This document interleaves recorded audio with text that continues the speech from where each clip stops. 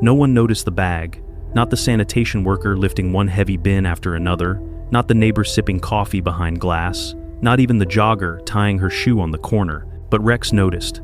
The German Shepherd muscle, Instinct, wrapped in a black K9 vest, froze, eyes locked on the garbage truck as it growled to life. He didn't bark, not yet. His whole body tensed, then like a switch flipped, he lunged forward. "Rex!" Officer Mark Brener shouted, but it was too late. The dog launched like a missile, claws pounding pavement, sprinting straight at the truck's steel tail as its compactor roared awake. It wasn't a chase bark, it wasn't for attention, it was a warning, and it sent ice through Mark's veins. "Hold up!" he yelled, waving frantically, but the worker didn't hear. The compactor whined louder. Rex was barking now, wild, furious, leaping at the back step, teeth snapping at a filthy canvas bag jammed among trash. Mark drew his sidearm, not to fire, but to force eyes his way. The worker spotted him, slammed the emergency stop. The truck shuddered still. Diesel fumes, the stench of rot, silence except for Rex, who tore at the bag like it contained a heartbeat. Mark climbed up, knife flashing. He slashed the sack open and froze. Inside lay a child, curled, pale, lips cracked, no shoes, no jacket, a girl, maybe 6, maybe 7. She wasn't moving. "Call it in now," Mark roared, scooping her up as Rex dropped to the pavement beside him, pacing, whining. Sirens came. Nurses fought like a pit crew in a race against death. They warmed her, pumped oxygen, treated bruises that whispered of rope and restraint. Someone had put her there deliberately. By afternoon, she was alive. Barely. Unconscious. No name. They labeled her Jane Doe 94. But Mark hated that. He stayed long after shift, watching over her. Rex guarded the door like a soldier sworn to one mission. The girl didn't speak. But the next morning, when given crayons, she drew. Not houses. Not rainbows. A dog, sharp ears, strong paws, black vest, bold letters, K9. And when she looked up, she smiled, not at the paper, but at the doorway. Rex stood there, tail swaying. She slipped from the bed, IV trailing, and hugged him like she'd known him forever. Mark's chest tightened. Rex hadn't just saved her, he'd broken someone's plan. Whoever had tried to erase this child hadn't counted on a dog's instinct. But just when Mark thought she might finally be safe, her tiny hand scribbled again. This time beside the dog, she drew a face. A man's face, dark eyes, a scar along the jaw, and in shaky letters, she wrote one word that made Mark's blood run cold. Daddy. The press ran the story. K9 dog saves girl from garbage truck death. It blew up. News vans camped outside the hospital.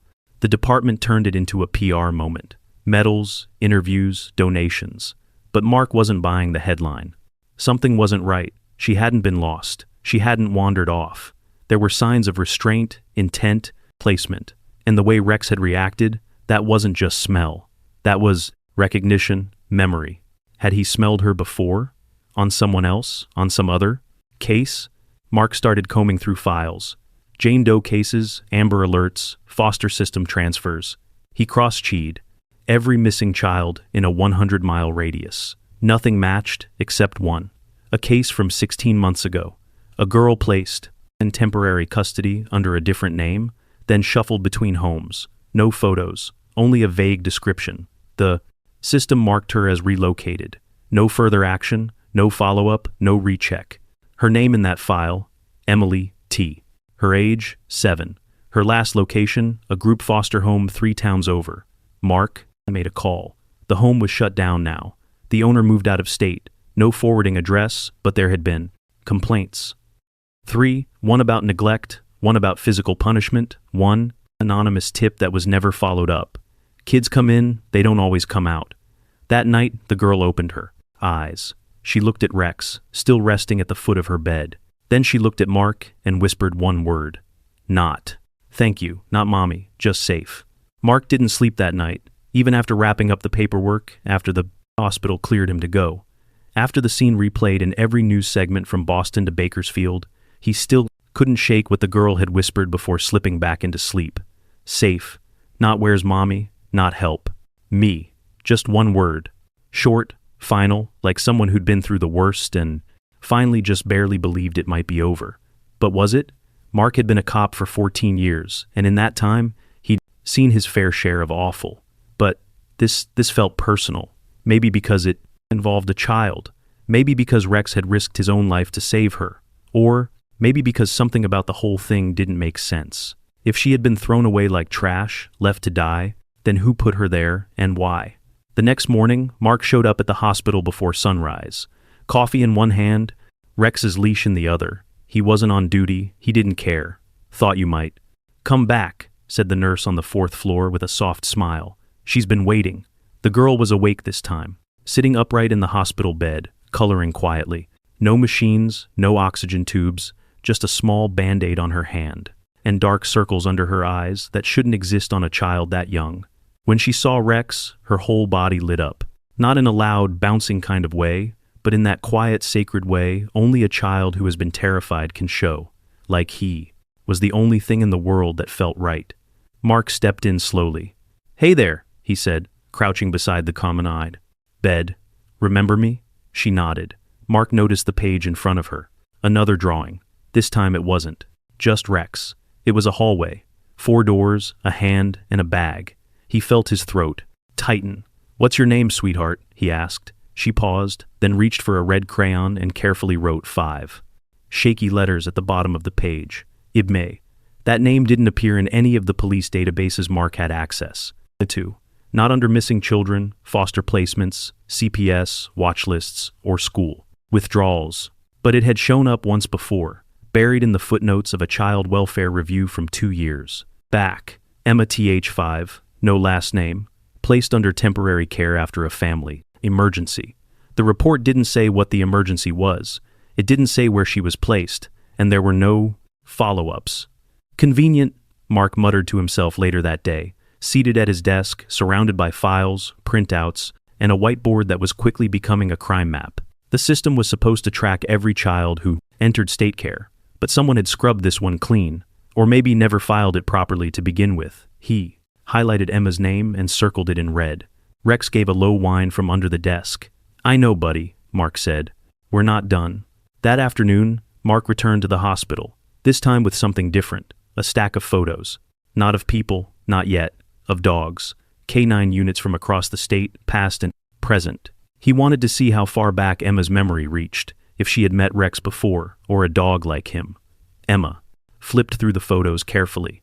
When she reached a picture of Rex taken a year ago, his tongue out, ears perked, she stopped. Then she turned the page and pointed. "That one?" she whispered. Mark leaned in. It was Rex, but not the Rex. A different photo. Rex is a puppy from his training days, shorter ears, smaller paws. "That's my dog," Mark said. "His name's Rex." "You remember him?" Emma nodded slowly. "He was there." Mark's heart nearly stopped. "Where's there?"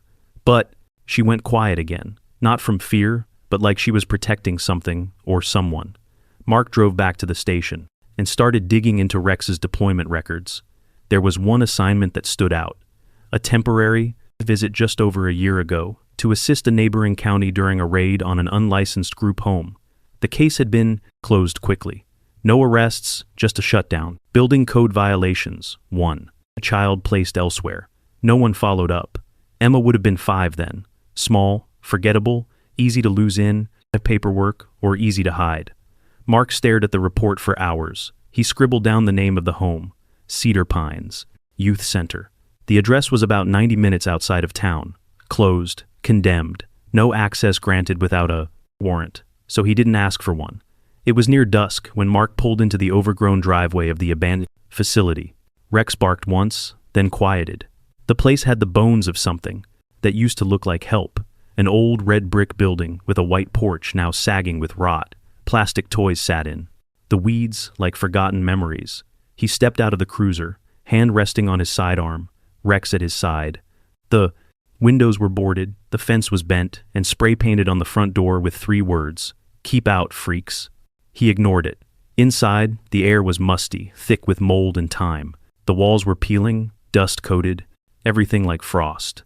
Rex's nose twitched. He moved toward the back hallway, past what looked like an old cafeteria and a cracked tiled floor. He stopped, scratched at the wall. Mark leaned in. Behind a sagging sheet of drywall was a narrow crawl space. He took out his flashlight and shone it in. On the wall, written in faded crayon and pencil, were names. Dozens of them, and at the bottom, barely visible. Emma, Age. 6. Be brave. Mark felt a wave of nausea rise in his gut. This wasn't just an abandoned foster home. This was a place where children were kept, hidden, discarded. He drove straight back to the hospital. When Emma saw him, she reached for her crayon again. This time, she drew something different. A truck, a bag, a man. The man had a tattoo on his good wrist. 3 dots in a triangle. Tears welled in her eyes, but she kept drawing. Mark realized what this was. She wasn't just remembering the rescue. She was telling him who put her in the bag. There was a man listed as a former employee of Cedar Pines. Low-level staff, no formal complaints, but he had a criminal record. Possession, petty, theft, and more recently, he'd been arrested for illegal dumping. He worked waste management, one of the garbage truck drivers, the same route Rex had jumped onto. Mark stood outside the hospital that night, Rex by his side, staring at the quiet sky over the city. There was a storm coming, and Emma wasn't the only child they had to find. He looked down at Rex and whispered, "You ready for round 2, partner?" Rex gave a soft bark, and they both turned toward the lights of the station, ready to dig deeper. The security footage didn't lie. Mark had gotten access to the garbage truck's dash cam with help from one of the precinct's techs. The timestamp aligned with the moment Rex went ballistic and jumped on the back. At first, the footage was ordinary. Early morning trash collection, side, street turns, nothing unusual. But then, at exactly 6:14 a.m., the driver, Gregory Miles, stepped out of the cab and lifted something heavy into the rear loader. It wasn't a bin. It wasn't tagged or scheduled. It was a canvas bag.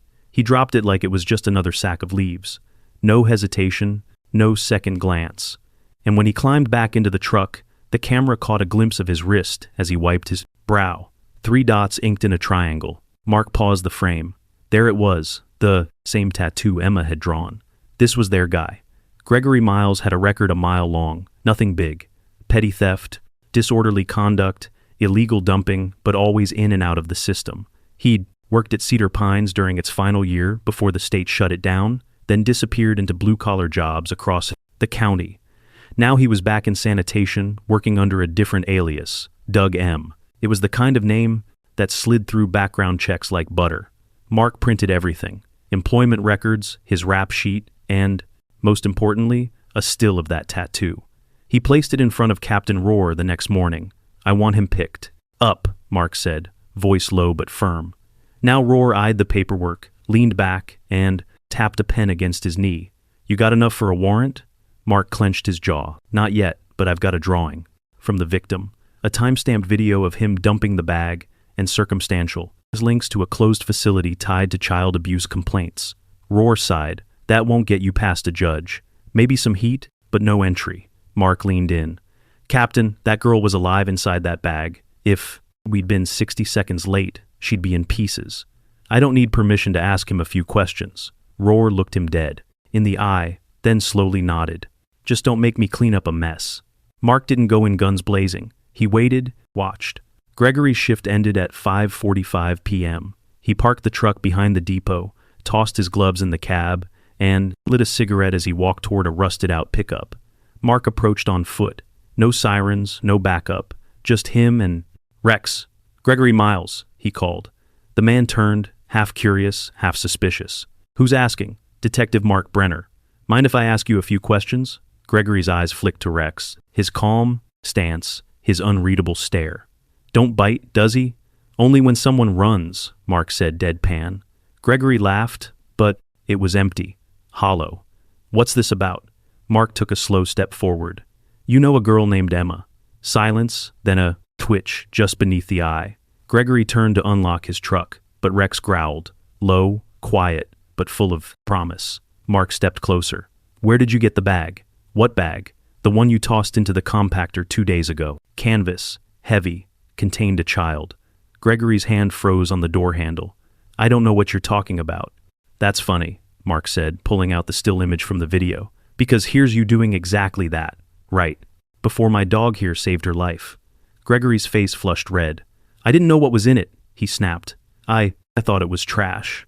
"No one puts a Disney blanket in the trash," Mark replied. "Especially not tied up like that." He paused. "You worked at Cedar Pines. What else don't you want us to find, Gregory?"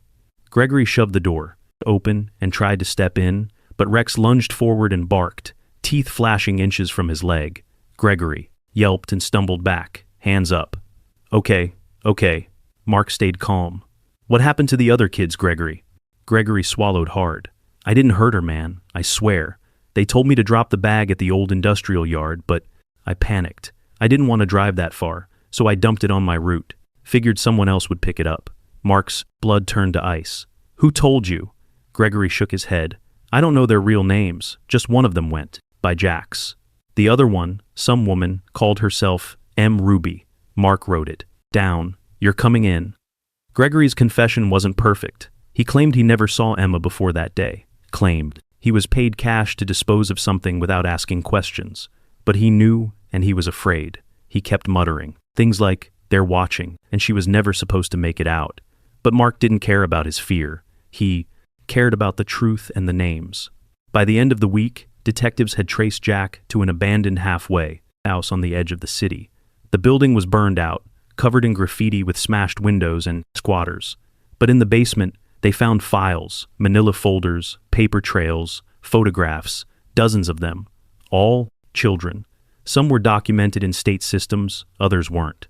Emma's file was there, her intake form, her notes, even. A discipline record that listed her as difficult, prone to nightmares, not well, adjusted. One note read, keep her quiet, no visitors.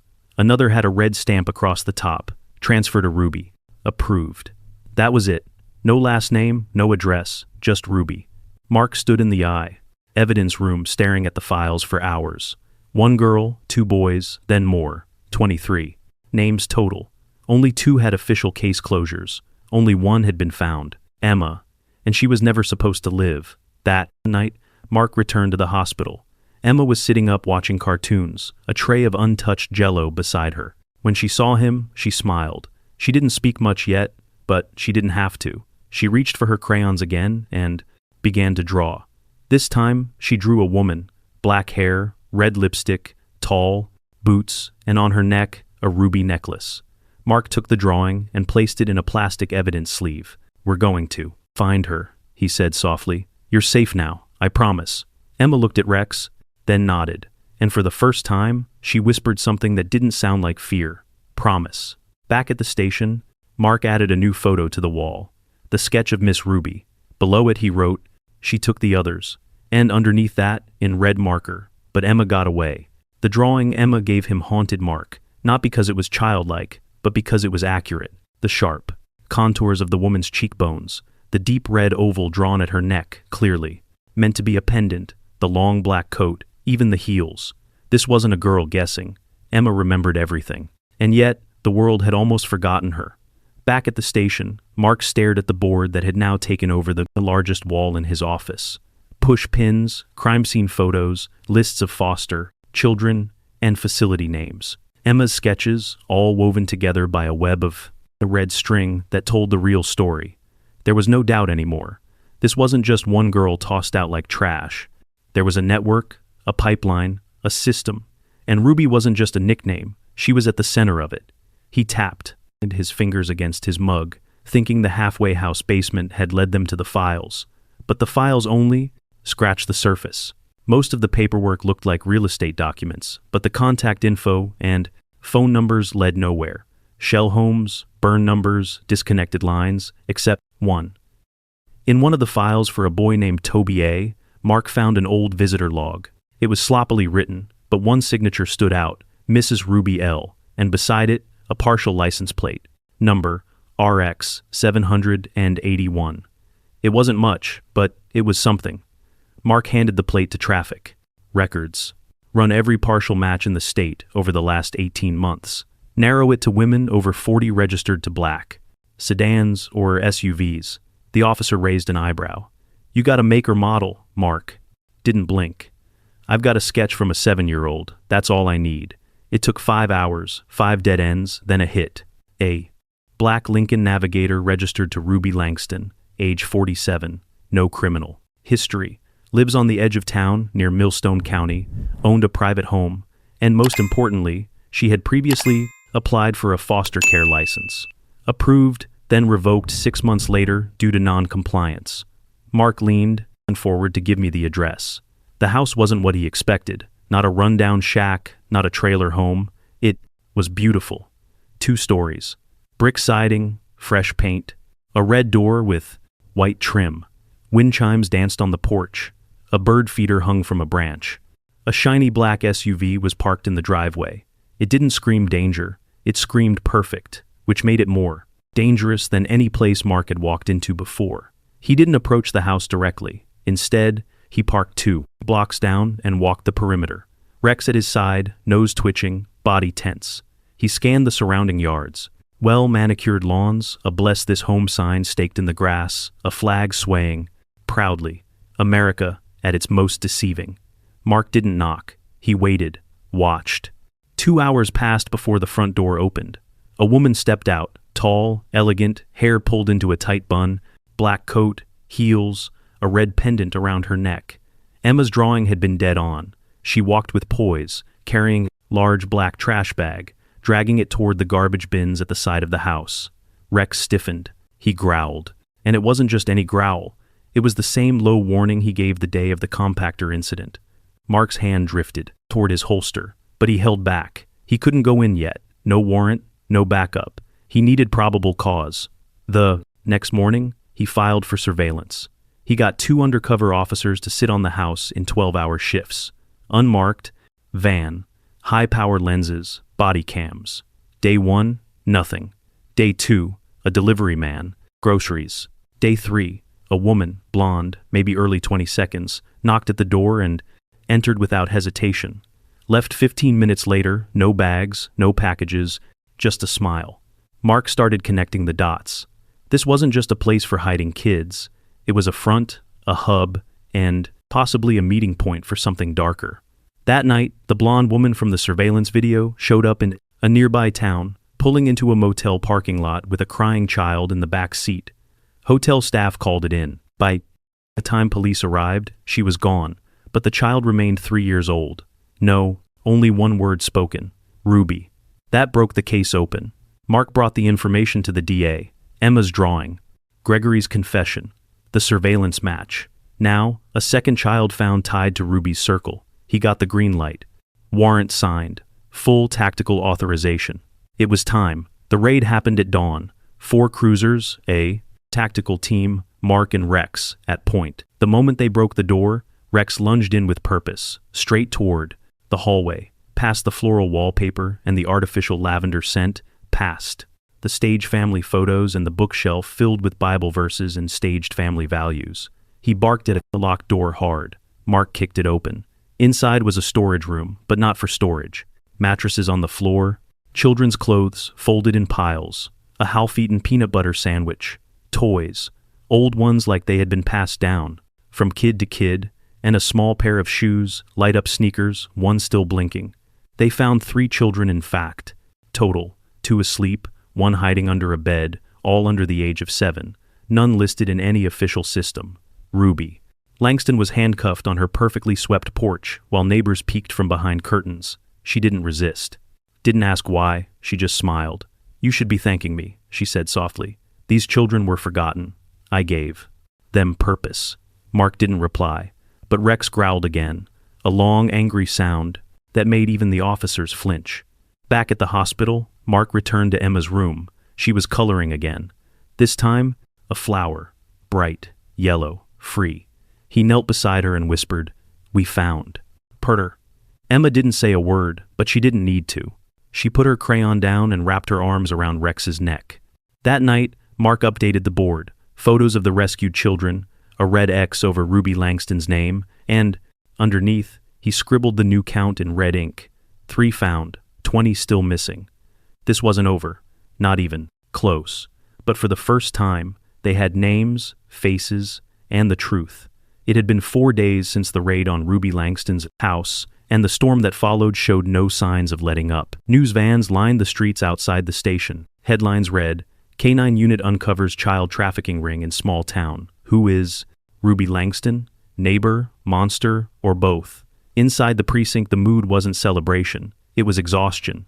Officers worked overtime, running IDs, verifying the children's origins, talking to social workers, piecing together where the system had failed. Again, Mark had barely slept. Not because of the work, because of the wall. The one in his office now covered in red, photos of kids, clues, names, with question marks beside them, and at the center of Saniner, Emma's drawing of Ruby, circled in thick red marker underneath it. 3 found, 20 still missing. But it was one of the photos that kept pulling his attention. A blurry surveillance image from a hardware store near Millstone Creek. A young boy, maybe 10, standing next to a tall man in a camouflage jacket. The boy looked nervous. He wasn't crying. He wasn't speaking. Just holding a pack of gum and a small pair of light-up sneakers. One was blinking, just like the pair Mark found in Ruby's hidden room. Same model, same brand, same worn-out Velcro strap.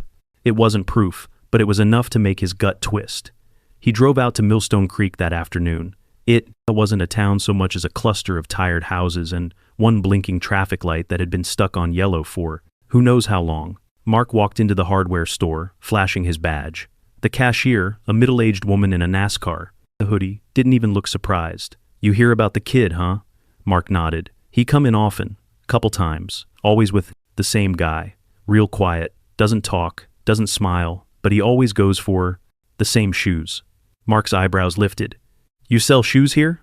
She laughed. "No, hun. He wears them.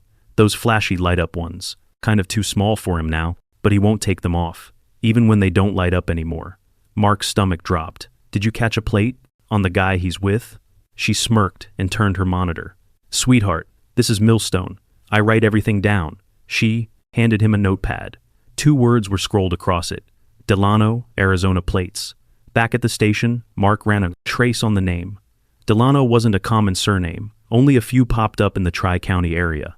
One of them had an Arizona plate linked to a utility truck registered to a Jeremiah Delano, a handyman who had worked for Cedar Pines 5 years ago and had been fired after one of the kids accidentally broke an arm under his supervision. No charges were filed. No follow-up was ever done. Jeremiah was currently living on the outskirts of the woods just outside of Shady Hollow in a cabin that didn't show up on Google Maps, and now he had a boy. Mark didn't wait. He geared up, grabbed Rex, and headed out before sundown. This time, he brought Officer Daniels for backup. The forest road was narrow, barely passable, lined with pine needles and deep ruts from snow tires. Long gone. At the end of the trail sat a weather-beaten cabin, tin roof, sagging porch, one window boarded up. A generator buzzed from behind the house. No car in sight. Mark motioned to Daniels. "Take the back." He approached, the front with Rex, hand on his sidearm. They crept onto the porch slowly. That's when Rex stopped. His ears shot up. He barked once and then bolted around the side of the house, pulling the leash from Mark's grip. "Rex!" Mark shouted, sprinting after him. What he saw made his heart stop. A boy, shoeless, thin, wearing pajama pants, was crouched in a rusted-out dog crate behind the cabin. Rex was already there, nose pressed, against the bars, whining. The boy didn't speak, didn't even flinch. He just looked up at Mark with wide, glassy eyes and whispered, "You're late." They got him out, wrapped him in a blanket, called paramedics. The boy's name was Eli. He was 9. He hadn't seen a school, doctor, or clean bed in over 2 years. But the first thing he asked for wasn't food or water. It was his shoes. Inside the cabin, they found signs of a life built on fear. One mattress on the floor, a padlock on the outside of the bedroom door, a journal filled with erratic scribbles, names, initials, drawings of kids, and a plastic container under the bed with IDs, photos, drawings, school badges. One of them had Emma's face. Another had Ruby's address, but most were kids they hadn't found yet. Jeremiah Delano was arrested. 2 towns over, drinking coffee at a truck stop like it was just another Tuesday. He didn't resist, didn't speak, but in his pocket was a folded photo of Eli, creased and nearly torn in half. That night, back at the hospital, Mark sat beside Emma again. She was watching a cartoon, eyes glued to the screen, a stuffed dog in her lap. He told her about Eli, that he was safe, that he had the same shoes. Her eyes welled up, and, for the first time, she spoke more than a word. "He shared food with me in the dark place." Mark's throat tightened. "He was nice." He said his sister was taken first. Mark froze. He had a sister. Emma nodded. She had yellow hair, and she always hummed. Back at the station, Mark found Eli's intake form. There was no mention of a sibling, but in the journal they pulled from the cabin, one name appeared over and over again. Sloane, that was her. Another missing piece, and likely another child taken before Eli. Mark stared at the board. 4 found, 19. Still missing. But now he had new names, new connections, and a trail of worn-out shoes leading him deeper into a story most people never saw. Rex lay curled by the office door, head resting on his paws. Mark looked at him, then at the photos of the kids on the wall, and he made a quiet promise. We won't stop, not until every child on that board had a name and a way home. The name Sloane stayed with Mark like a shadow.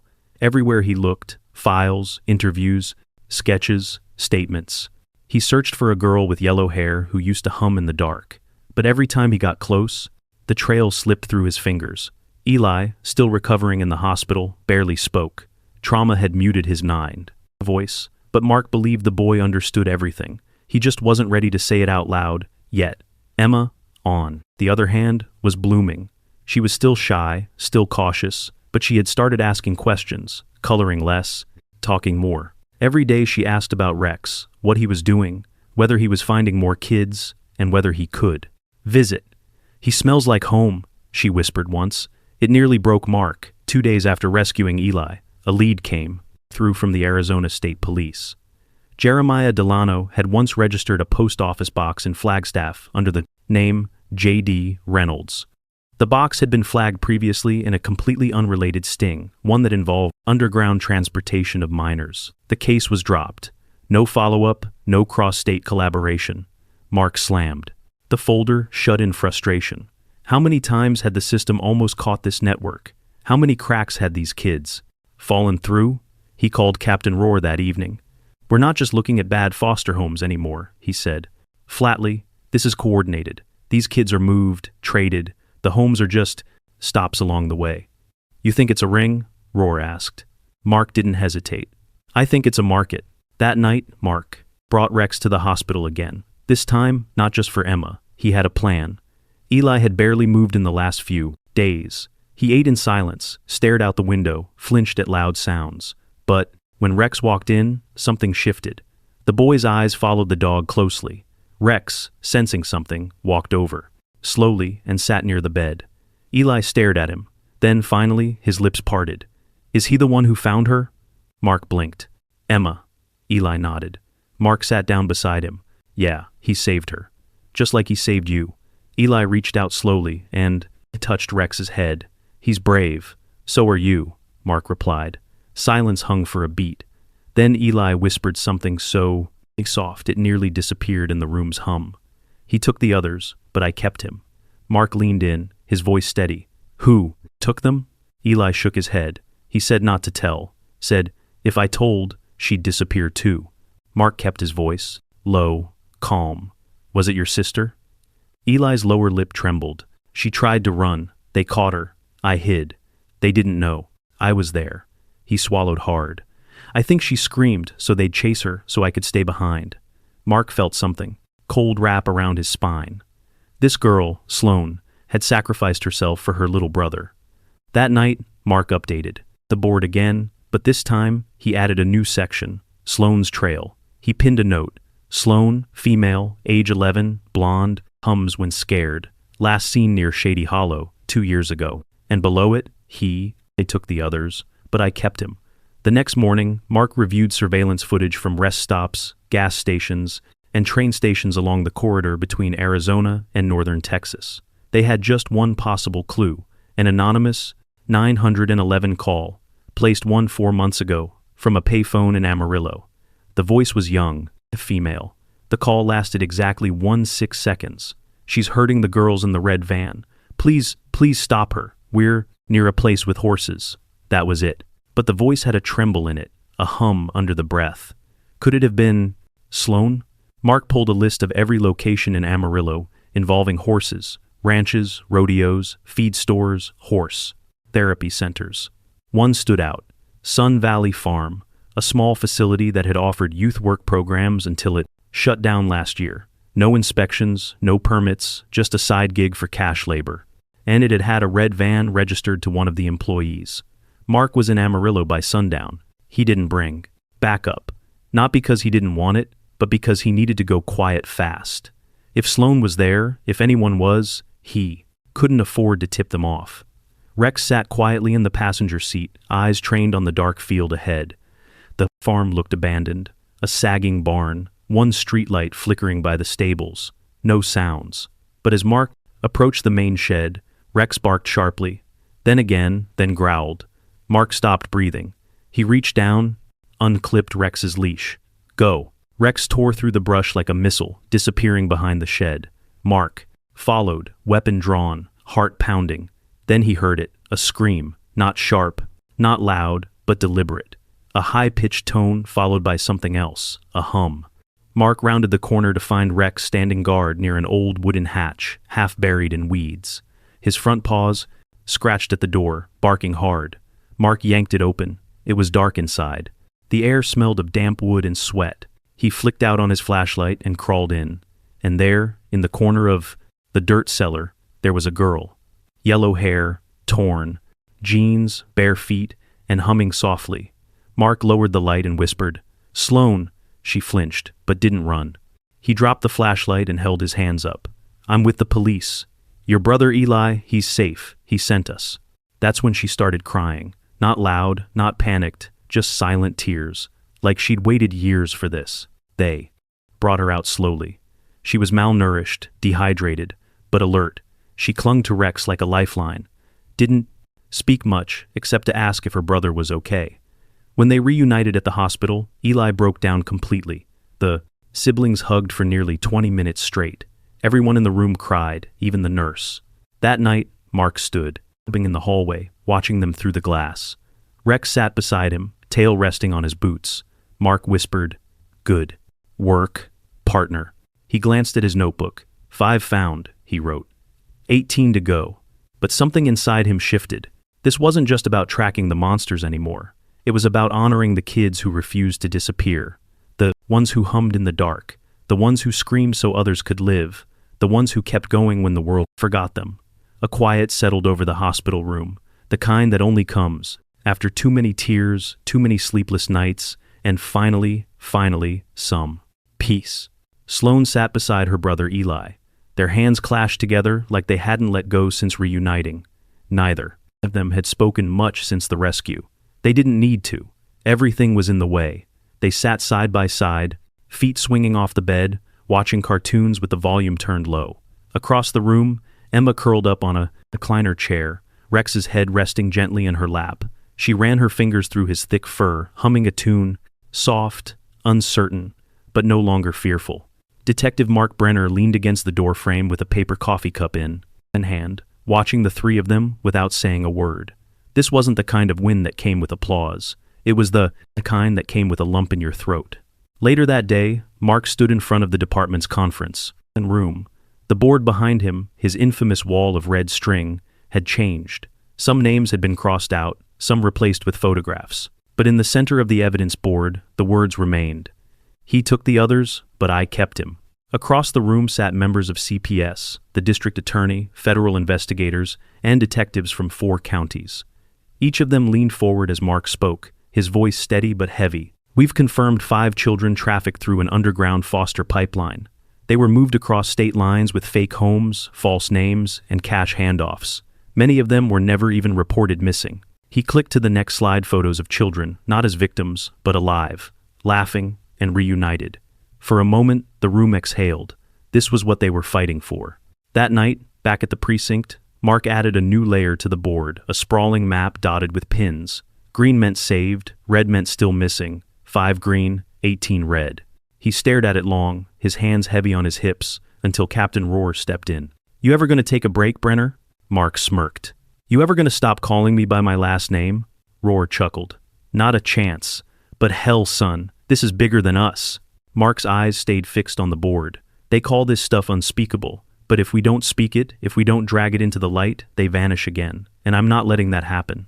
2 days later, Emma was officially placed with a vetted foster family. No tears when she left, just a fierce hug for Rex and a whispered secret into his ear. She handed Mark a drawing. The 3 of them, Mark, Rex, and Emma, standing before the garbage truck, sunlight breaking behind them. On the back, in shaky letters, "Thank you for seeing me." Mark kept it in his locker. Every time he opened it, he remembered. Sloane and Eli went to a distant aunt in Colorado. Their reunion was messy, raw, but healing. Mark didn't attend. He just sent gifts matching backpacks, embroidered with their names, and a photo of Rex. The press wanted interviews, national shows, podcasts, all calling. Mark turned them down. This wasn't a story for ratings, it was a mission. Then, one morning, a sealed manila envelope landed on his desk. No return address. Inside, a faded Polaroid, a basement, a cluster of frightened children. In the corner, Sloane and Eli, younger, dirty, with a blonde girl's arm around them. A note was attached. There are more. Jackson Parish. Move fast. No signature. No sender. Just the truth. Mark looked down at Rex. Well, partner, looks like we're not done. Rex's ears pricked high. He was ready. Always. That night, Mark walked the quiet precinct hall. He stopped at the board, fingers brushing the red pins like open wounds. Then he pulled one green pin from his desk and pressed it into Shady Hollow Sloane's town. 6, he whispered. 6 saved. Too few, but a beginning. But as he turned to leave, the fluorescent light flickered. Another envelope waited on his chair. Smaller, lighter. Inside was just a scrap of paper. 3 words in block letters, jagged, rushed. We're watching you. Mark froze. Rex growled low, ears back, eyes burning toward the darkened window. The mission wasn't just about saving children anymore. Someone out there was already one step ahead.